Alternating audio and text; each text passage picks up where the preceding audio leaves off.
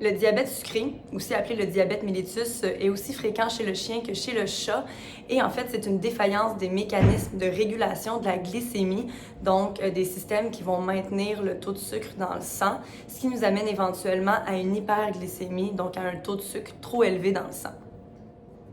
Les signes cliniques du diabète sont assez classiques et vont généralement apparaître de façon assez rapide chez l'animal et c'est tous des signes cliniques qui découlent de l'excès de sucre dans le sang, donc de l'hyperglycémie chronique. Ce sont des animaux, comme on a un excès de sucre dans l'urine, il va y avoir par osmolarité une production d'urine augmentée, donc c'est des animaux qui vont uriner beaucoup. Comme ils urinent beaucoup, ils vont généralement boire aussi énormément, donc on parle ici de polyurie polydipsie, PUPD. C'est également des animaux qui ont tendance à avoir un appétit très vorace parce que l'insuline ne permet pas aux cellules d'absorber le sucre qui est présent dans le sang, donc les cellules ont faim. Malgré le fait que ces animaux-là mangent énormément, on parle de polyphagie, ils vont perdre du poids parce qu'ils manquent d'énergie au niveau de leurs cellules. Ensuite, c'est des animaux souvent qui vont faire des infections urinaires silencieuses, donc sans nécessairement avoir des signes cliniques, parce qu'il y a du sucre dans l'urine, donc les bactéries aiment ça. C'est la raison pour laquelle chez les animaux diabétiques, on recommande très fortement de faire des analyses urinaires et des cultures d'urine aux 3 mois. Chez les chiens, invraisemblablement, le diabète va éventuellement mener au développement de cataractes au niveau des yeux. Et les chats, ce qui est assez classique et souvent ce qui va être remarqué chez les propriétaires, c'est une démarche plantigrade. Donc les pattes arrière vont vraiment avoir une faiblesse avec vraiment un tonus qui est très bas. Ça fait pas mal, mais c'est assez caractéristique comme démarche.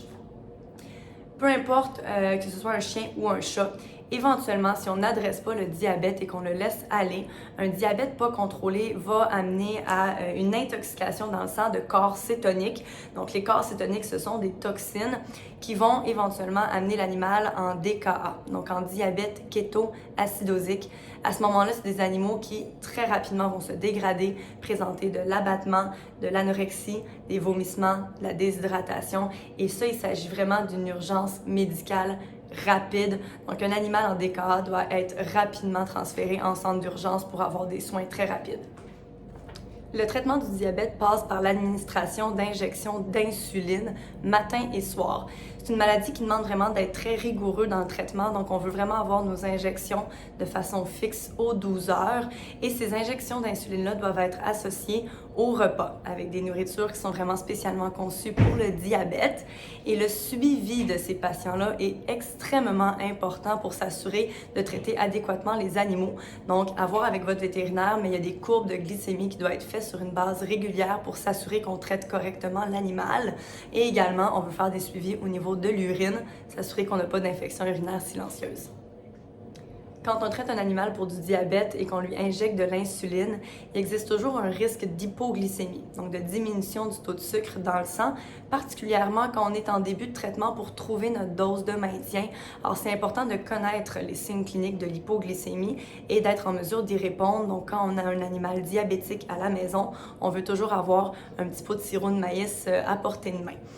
Les symptômes d'hypoglycémie peuvent être variables. On va parler de dépression, de faiblesse, de vomissement, de démarche qui va être chancelante. On peut avoir dans certains cas de la raideur et carrément dans des cas très sévères, des convulsions. Alors ça, évidemment, si ça se produit, on se dépêche d'aller en centre d'urgence. L'insuline, c'est une hormone qui sert à pouvoir absorber le sucre qui est présent dans le sang pour aller nourrir les cellules. Dans le cas du diabète canin, on se retrouve avec un animal dont le pancréas est incapable de produire de l'insuline. Donc, on parle ici d'un diabète insulinodépendant et ça va demander un traitement à vie. L'insuline, c'est une hormone dans le sang qui permet l'absorption du sucre dans le sang pour aller nourrir les cellules. Dans le cas du diabète chez le chat, on parle d'un diabète insulinodépendant. Donc, on se retrouve avec un animal qui est résistant à sa propre insuline. Ça peut venir, entre autres, d'obésité, de l'administration de certains médicaments comme la cortisone, d'une maladie parodontale sévère. Et donc, quand on traite un diabète insulinodépendant chez le chat, on peut espérer, en mettant en place un traitement rapidement, avoir une rémission complète. Le choix de la diète pour les animaux qui souffrent de diabète est vraiment extrêmement importante parce qu'en fait, ce qu'on veut avec ces animaux-là, c'est d'éviter d'avoir des gros pics d'hyperglycémie dans la journée. On veut essayer d'avoir une glycémie le plus stable possible pendant toute la journée. Donc, on va aller pour le chien avec la WD de Hills ou encore pour le chat avec la MD de Hills. Favoriser des glycémies qui vont être plutôt stables dans la journée, donc les repas vont pas être associés à des gros pics d'hyperglycémie et ça va plutôt être des diètes qui vont maintenir une glycémie plus stable toute la journée. Évidemment, ces diètes-là doivent être combinées à des injections d'insuline avec chaque repas aux 12 heures.